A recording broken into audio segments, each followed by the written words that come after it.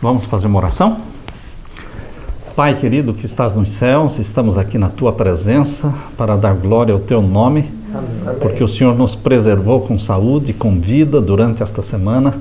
O Senhor nos deu a proteção dos Teus anjos. O Senhor nos tem dado aqui amigos que Te amam, amigos que nutrem a mesma fé, a mesma esperança em Jesus. Amém. Derrama sobre nós o Espírito Santo neste momento ao abrirmos a Tua palavra para estudarmos as profecias. Que o Espírito Santo abra a nossa mente.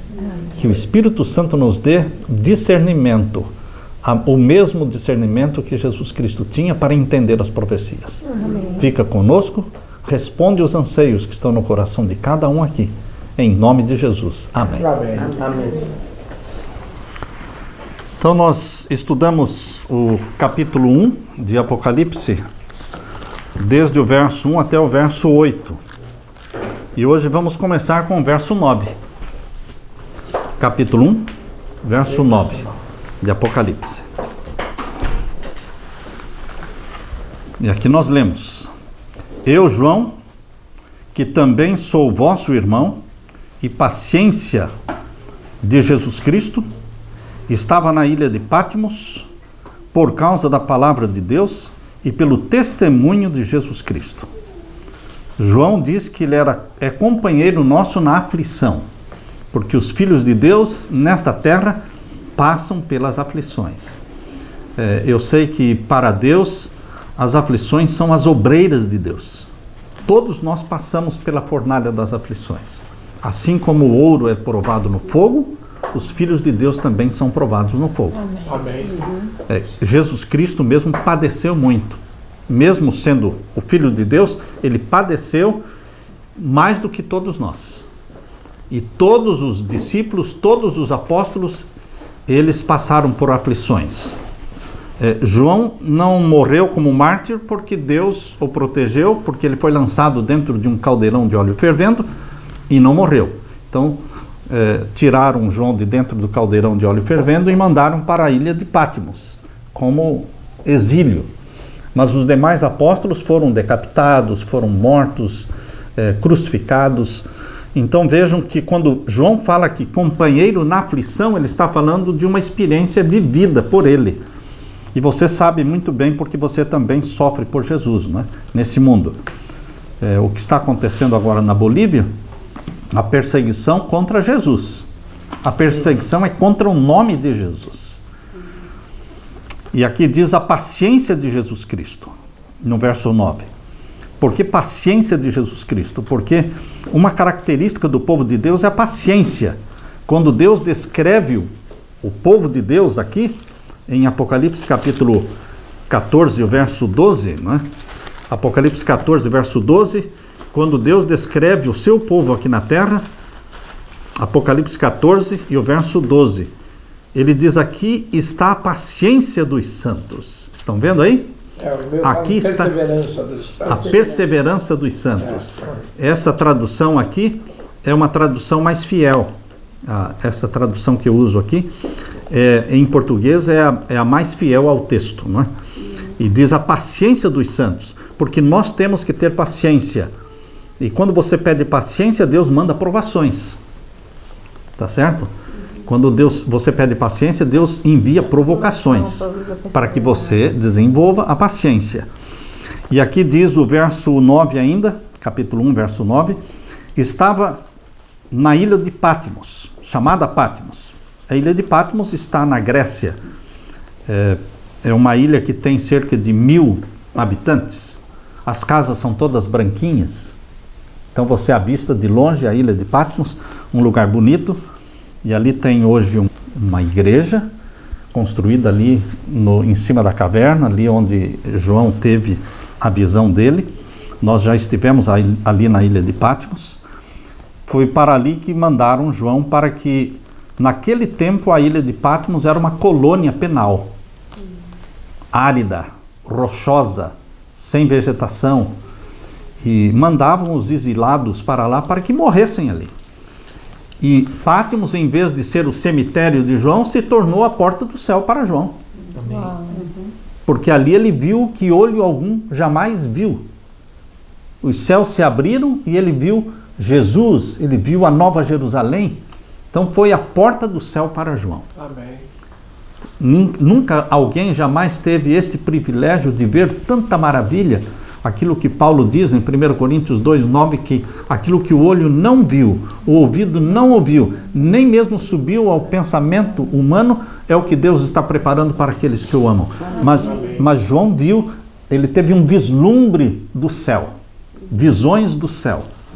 Que beleza, né? Ter visões do céu. E aqui diz, por causa da palavra de Deus e pelo testemunho de Jesus Cristo. Testemunho é aquilo que você dá publicamente a favor de Jesus Cristo.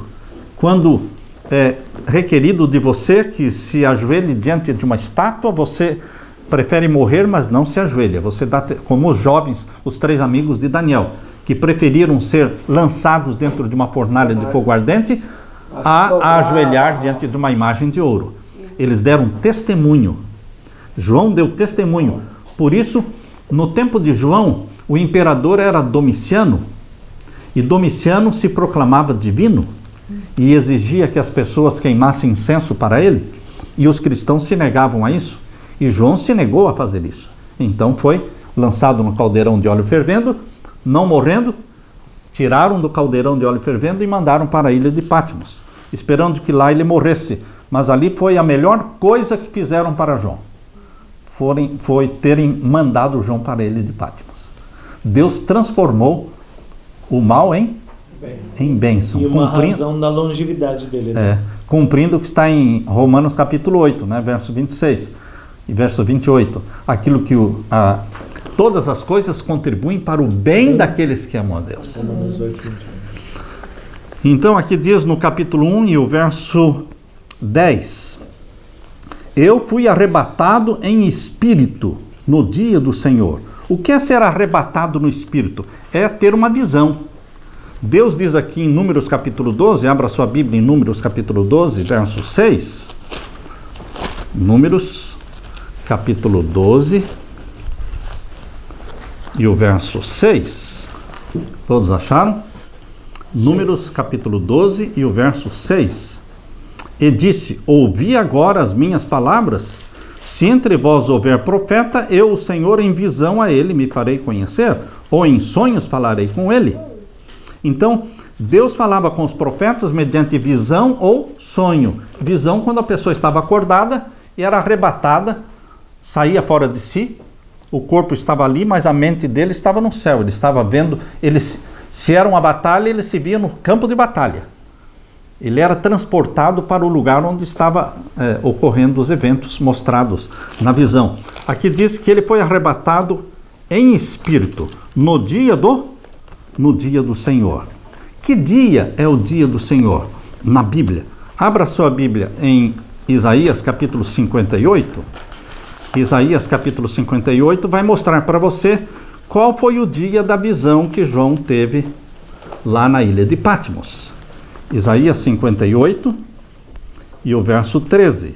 Vocês vejam que a Bíblia explica a Bíblia. A Bíblia vai explicando o que é isso, o que é aquilo. Aqui diz, Isaías 58, verso 13. Todos acharam, hein? Amém. Então vamos ler.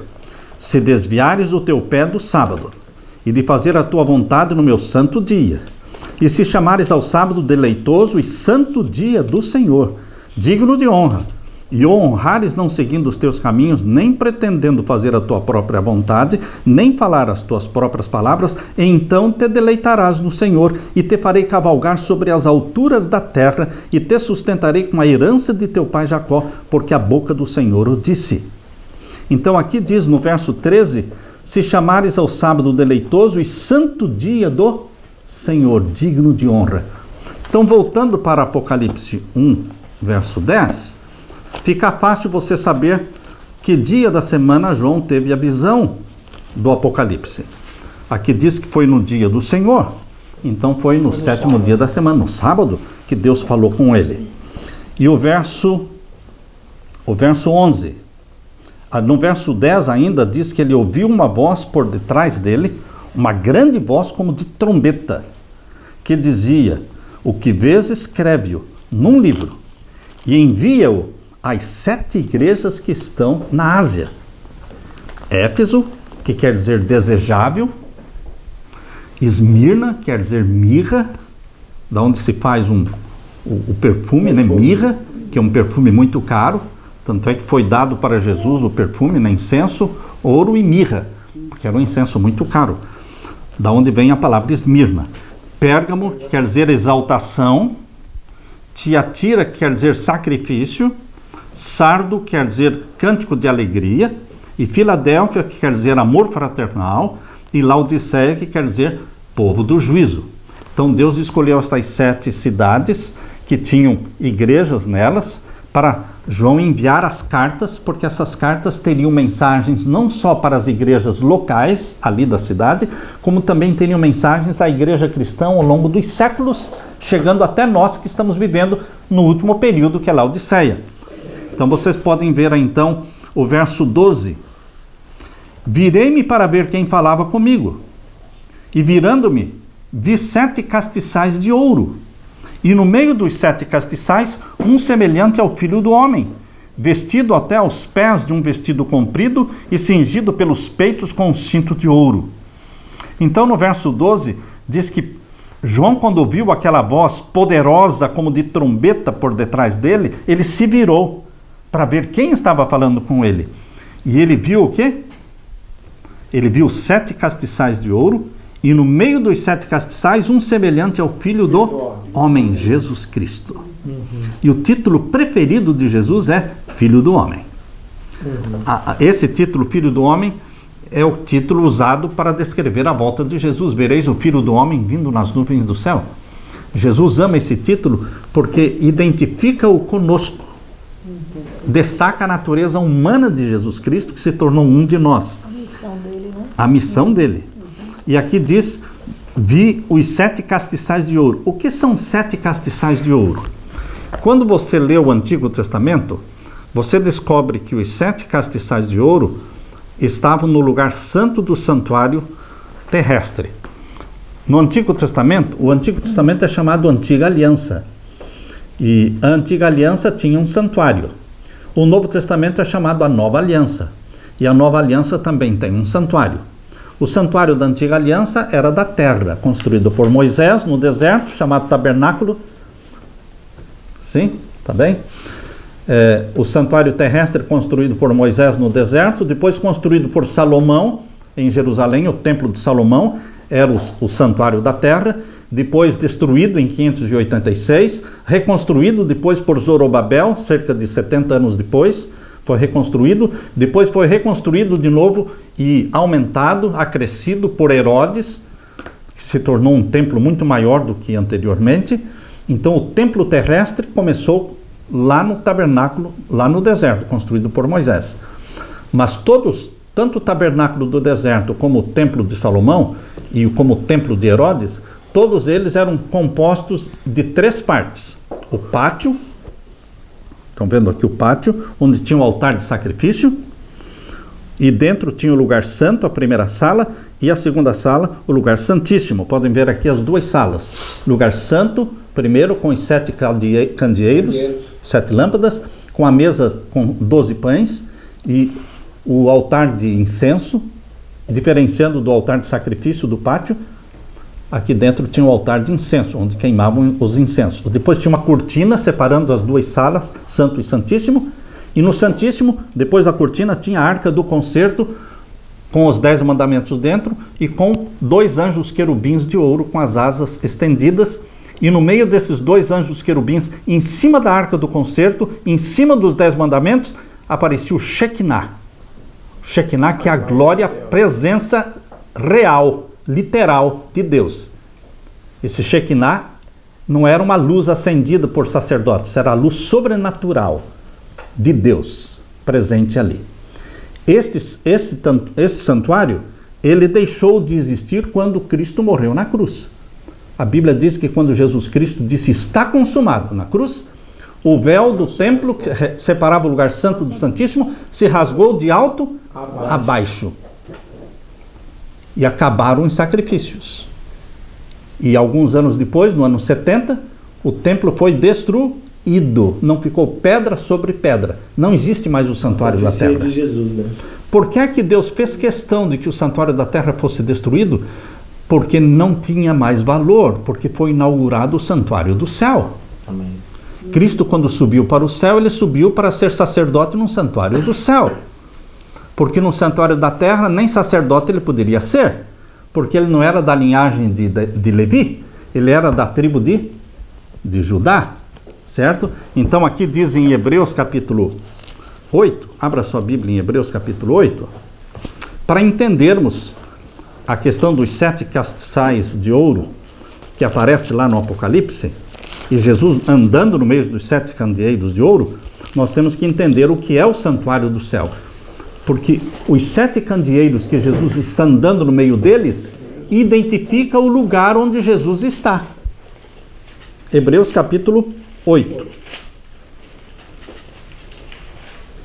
Porque alguém pode pensar, Jesus está no céu, mas em que lugar do céu? Fazendo o quê? A Bíblia explica detalhadamente onde ele está e o que está fazendo. Maravilha, né? Porque os evangelhos mostram o ministério de Cristo na terra. O Apocalipse não. O Apocalipse mostra o ministério de Jesus no céu. E um sacerdote tem que ter um templo para oficiar. Um santuário para oficiar. E o santuário do céu é o original, é o verdadeiro.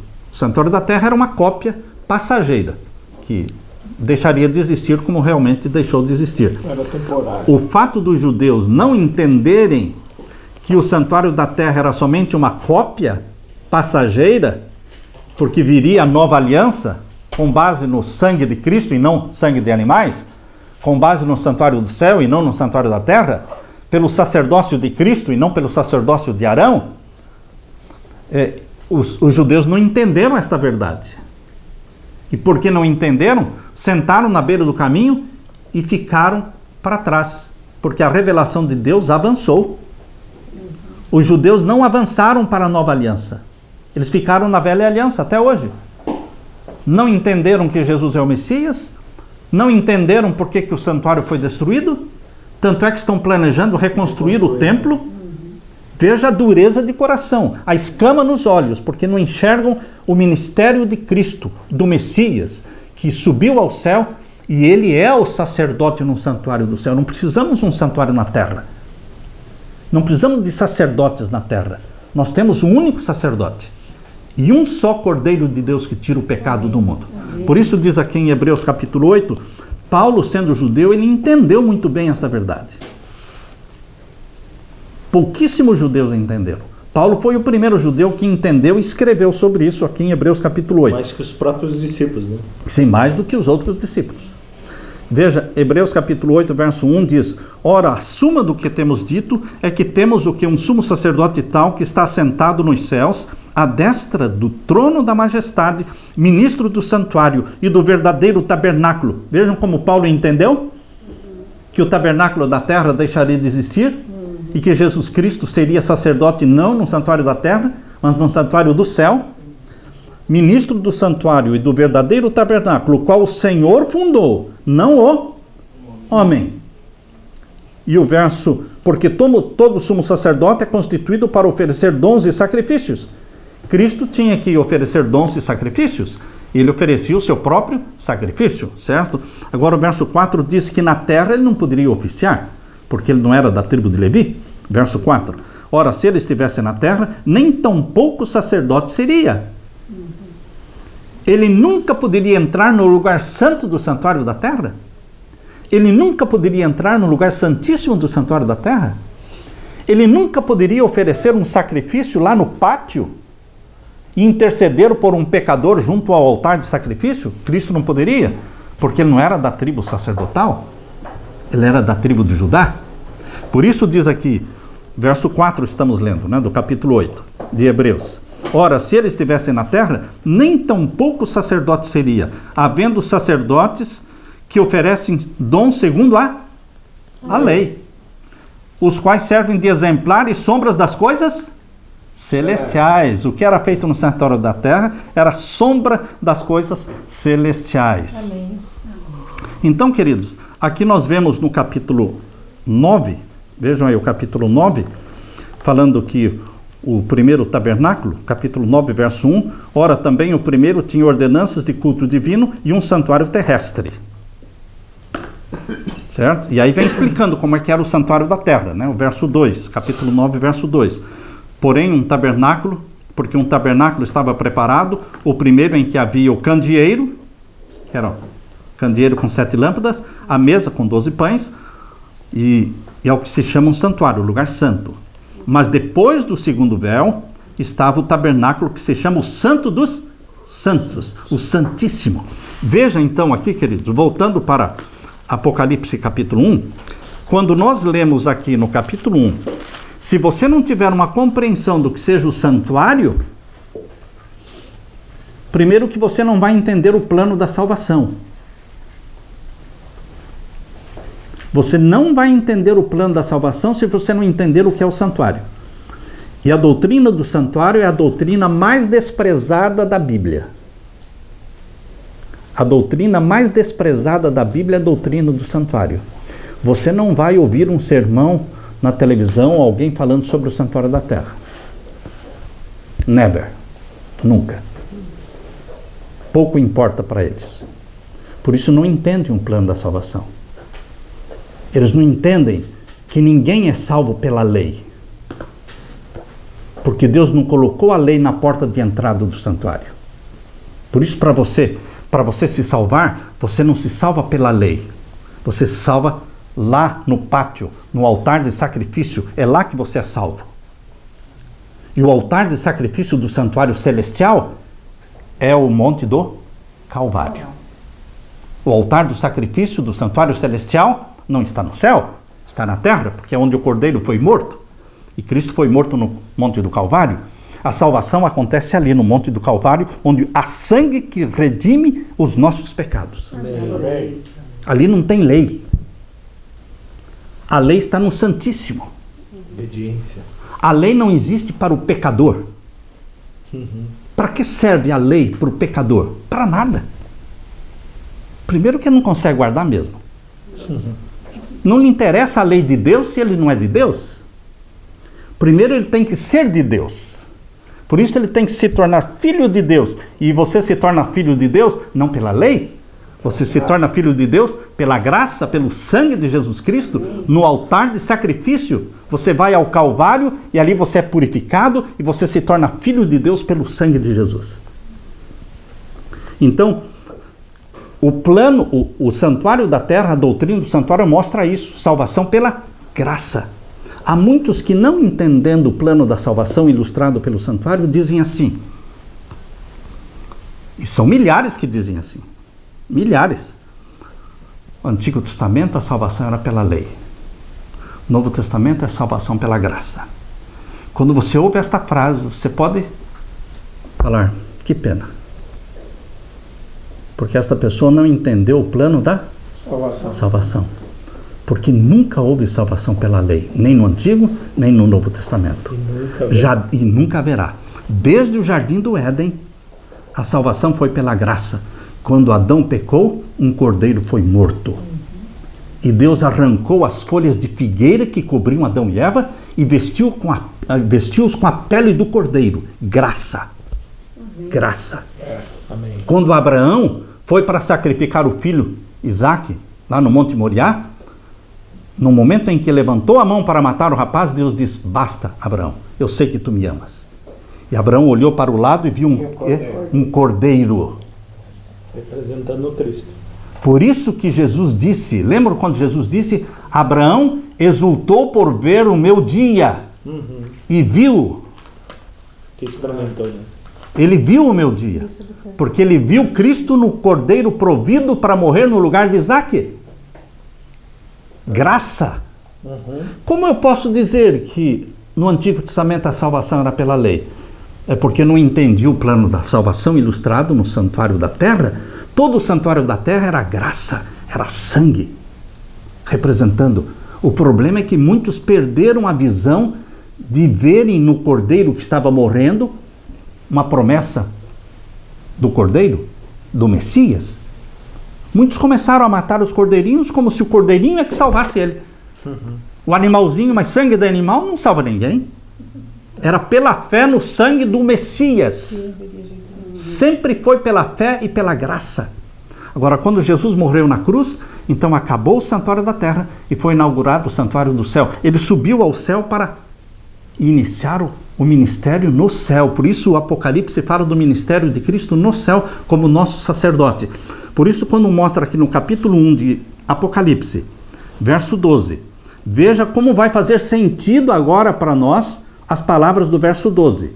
Virei-me para ver quem falava comigo, e virando-me, vi 7 castiçais de ouro. João está olhando o santuário do céu, mas ele não está olhando o Santíssimo, ele está olhando o lugar santo do santuário celestial, onde tem a mesa com os pães, onde tem os 7 candeeiros. E os 7 candeeiros não estão assim como era no santuário da terra, um candeeiro só, com 7 lâmpadas. Não, são 7 lâmpadas separadas, porque Jesus está andando no meio deles. Jesus está andando no meio dos 7 candeeiros.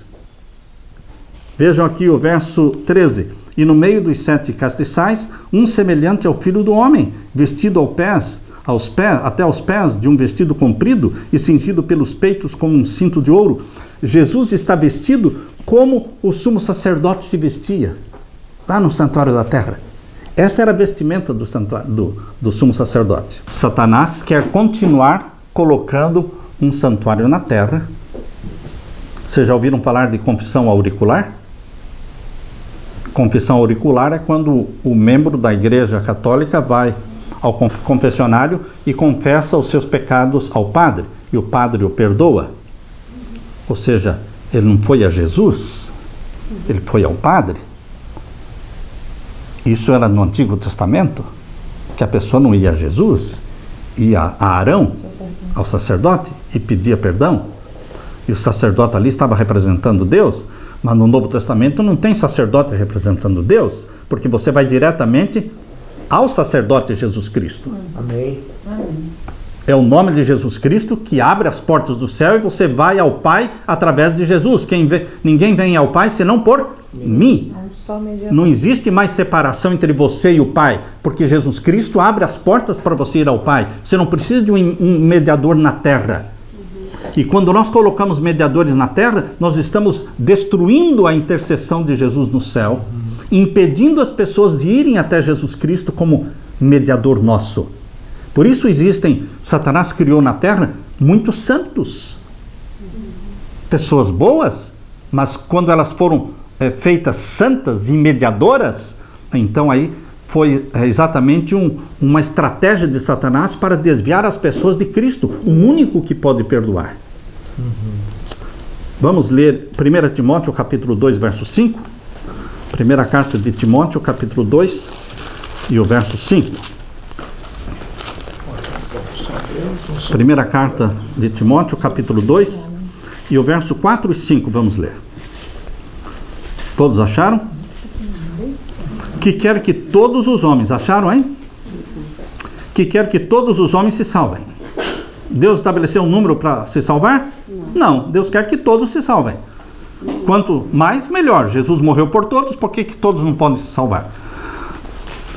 As pessoas que não se salvarem é porque não aceitaram o sangue de Jesus Cristo, mas ele morreu para salvar a todos.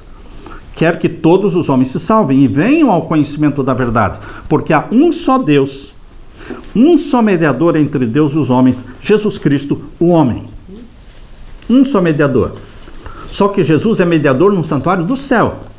No santuário da terra ele não poderia ser mediador, tá certo? Voltando então para Apocalipse capítulo 1, vamos ver agora o verso 13, não é? Verso 13. Verso 13 nós lemos. Vamos ver agora o verso 14. E a sua cabeça de Jesus, e cabelos eram brancos como lã branca, como a neve, e os seus olhos como chama de fogo. Procure visualizar isso aí. Cabelos compridos, brancos, e olhos como chamas de fogo. E os seus pés, semelhantes a latão reluzente. Os pés de Jesus brilham. João assistiu isso. Ele viu a cores esta visão, tá certo?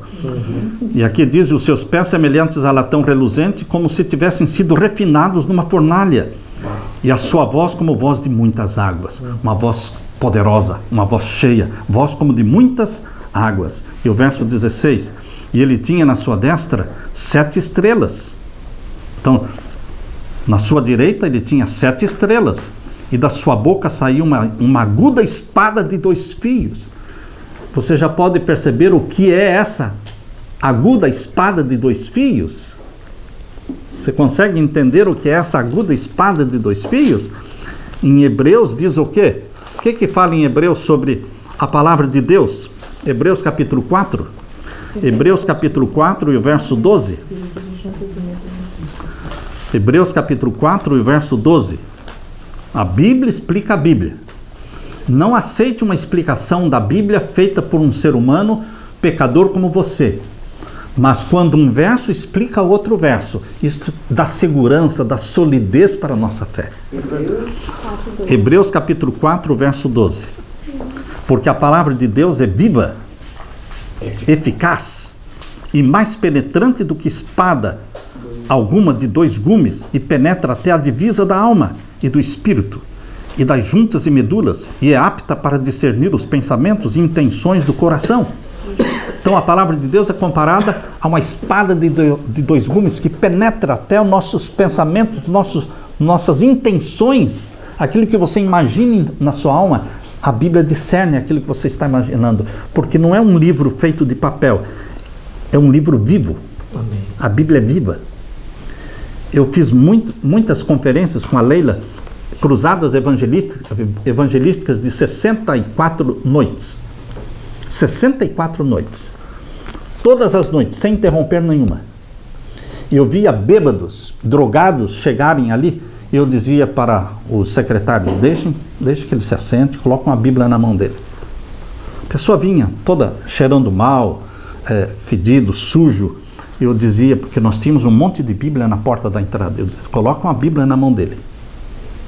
Porque quando a pessoa pega a Bíblia, é um livro vivo. Não tem como você pegar a Bíblia, abrir e começar a ler e não acontecer nada. Não tem como acontecer isso. Porque a Bíblia, ela é viva.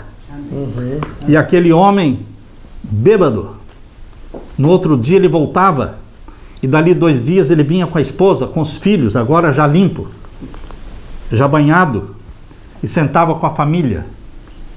E dentro de pouco tempo aquele homem estava descendo as águas batismais. Amém. A Bíblia, diz aqui, é viva e eficaz. Transforma o nosso caráter à semelhança do caráter de Jesus. A Bíblia nos transforma em filhos de Deus. Porque você e eu nascemos nessa terra como filhos da carne, amigos de Satanás. Mas quando você começa a ler a Bíblia vai transformando-nos e nos torna, pelo sangue de Jesus, filhos e filhas de Deus. Amém. Por isso essa espada que saía da boca de Jesus aqui em Apocalipse 1, estamos lendo agora o capítulo 1, não é? De Apocalipse, e o verso 16, né? E ele tinha na sua destra 7 estrelas, e da sua boca saiu uma aguda espada de 2 fios. A Bíblia é uma palavra viva.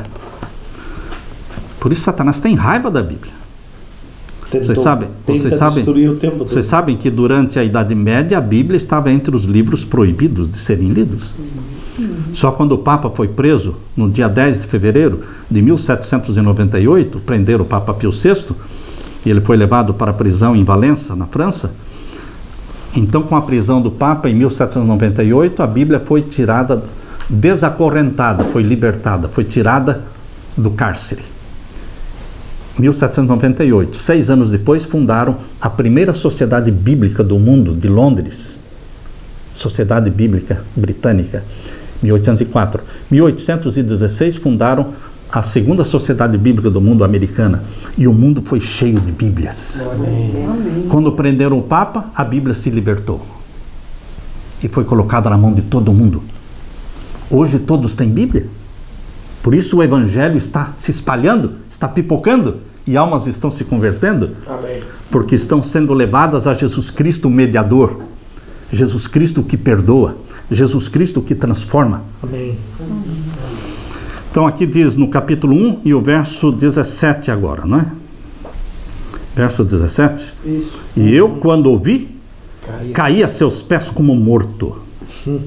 É muito próprio do profeta. Daniel fala assim também, que quando ele contemplou, ele ficou sem forças e caiu. Diante daquele poder, você sente aquela fraqueza das pernas e você cai. Diz aqui, eu quando ouvi, caí a seus pés como morto. E ele pôs sobre mim a sua destra, ou seja, ele colocou a mão direita sobre João, disse, não temas. Existe um não temas para cada dia do ano, vocês sabiam? Que na Bíblia existe um não temas, existem 365 não temas na Bíblia. Existem 365 vezes repetida esta frase, não temas, não tenha medo na Bíblia, porque é um não temas para cada dia do ano. Amém. Não tenha medo. Satanás domina as pessoas pelo medo. Na primeira carta de João, capítulo 4, diz que o amor de Deus expulsa fora o medo. Amém. Amém. O amor de Deus expulsa o medo. Amém. Quem ama a Deus não teme nada. Amém. Eu costumo dizer que quem tem o temor de Deus não tem nenhum outro temor. Não tem medo. Nem da morte.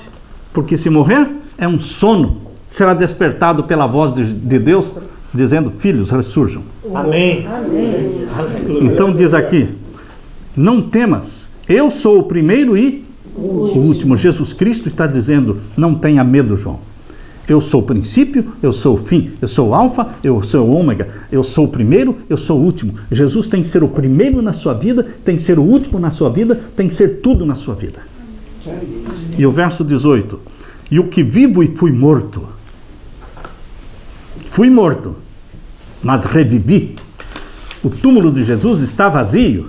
Amém. A sepultura de Jesus está aberta. Amém. E ele, quando saiu do túmulo, ele proclamou sobre o túmulo vazio, eu sou a ressurreição e a vida. E aquele que crer em mim, ainda que morra, viverá. Amém. Que bendita esperança! Veja quão triste seria a história do cristianismo se o último capítulo da história do cristianismo fosse o túmulo de José de Arimateia com a pedra selada, com Cristo tendo o corpo de Cristo lá dentro. Que triste seria o cristianismo se terminasse em morte. Não existiria. Mas não, o cristianismo não termina em morte, termina em vida, porque o túmulo está aberto. Amém. O túmulo de Maomé não está vazio. Eles têm as cinzas do corpo de Maomé. A sepultura de Napoleão Bonaparte não está vazia. Mas o túmulo de Jesus está vazio. Lembram que o anjo disse naquela manhã? Ele não está aqui, porque já ressuscitou. Ele não está aqui porque já ressuscitou. O cristianismo é uma religião que adora um Deus vivo, não um Deus morto. Um Cristo morto não poderia fazer nada, porque o morto não sabe nada, não faz nada. Mas um Cristo vivo pode cumprir com as promessas que ele fez. E ele está vivo, ele está aqui conosco agora, estudando a Bíblia conosco. Ele está aqui conosco. Eu vivo e fui morto, mas eis aqui estou vivo para todo sempre. Amém? E tenho as chaves da morte e do inferno. Cristo tem as chaves da morte e do inferno, porque ele venceu a morte. Satanás colocou ao redor do túmulo de Cristo uma legião de demônios para que impedissem a ressurreição de Cristo, porque Satanás sabia da profecia de que Jesus Cristo morreria, mas ao terceiro dia ressuscitaria. Ele colocou uma legião de demônios ali, e soldados romanos, e a pedra com o selo romano, tudo para impedir a ressurreição de Jesus. Mas desceu um poderoso anjo do céu, Gabriel. Desceu como um relâmpago, moveu aquela pedra como se fosse uma pedrinha e disse, olhando para dentro do túmulo, Gabriel, o anjo, disse, filho de Deus, ressurja, porque o teu pai te chama. E Cristo saiu do túmulo pela vida que nele mesmo havia. Porque Cristo tinha a natureza divina e humana. A natureza divina não morre nem que queira morrer. Presta atenção nisso. A natureza divina não morre nem que queira morrer. Se Deus disser, eu vou morrer, não vai morrer. Deus é imortal. Deus é imortal. Por isso Jesus se tornou homem. Mas era um homem Deus. Era um Deus homem, 100% homem, 100% Deus. A natureza divina dele é eterna. A natureza humana dele não é eterna. Ela nasceu da Virgem Maria e morreu na cruz. Mas a natureza divina de Jesus não nasceu da Virgem Maria e não morreu na cruz. Amém. É eterna. Misteriosamente, aquele homem chamado Jesus Cristo tem duas naturezas, divina e humana. Por isso, quando Jesus Cristo saiu do túmulo, saiu pela vida que em si mesmo havia. E antes de morrer, ele disse: eu dou a minha vida e tenho poder para tomá-la de volta. Ninguém tira de mim. Ninguém tira de mim. Eu a dou E a tomo de volta. e eu a tomo de volta. Por isso ele ressuscitou e deixou o túmulo vazio. E o cristianismo é conhecido como a religião do túmulo vazio. E ele deu por se entregar como cordeiro. Como cordeiro, para morrer por nós. E aqui diz o verso 19: escreve as coisas que tens visto, e as que são, e as que depois destas hão de acontecer.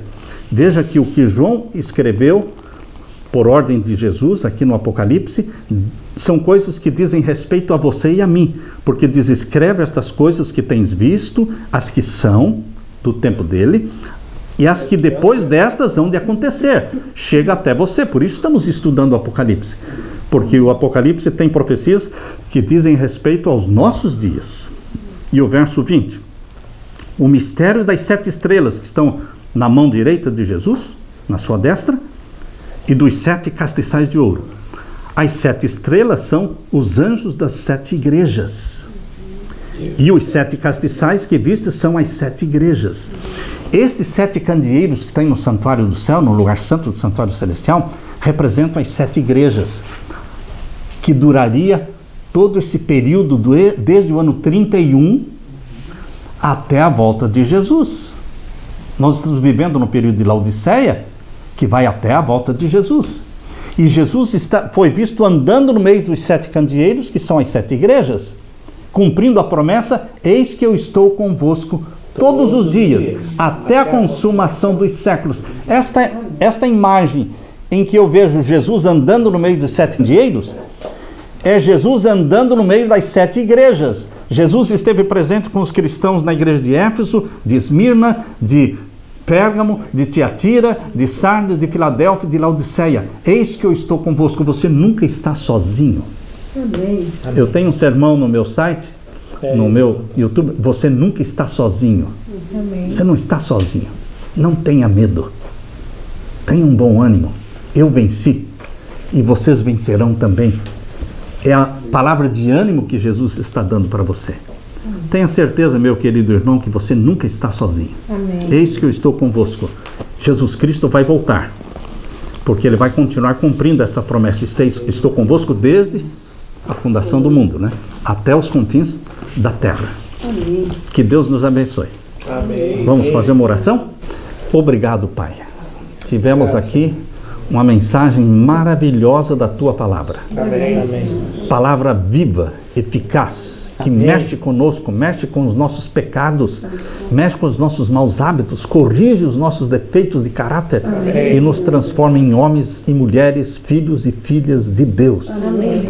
Que a Tua graça, a graça que vem-nos pelo sangue de Jesus Cristo, repouse sobre cada um que aqui está. Amém.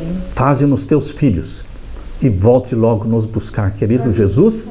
Em Teu nome pedimos. Amém. Amém.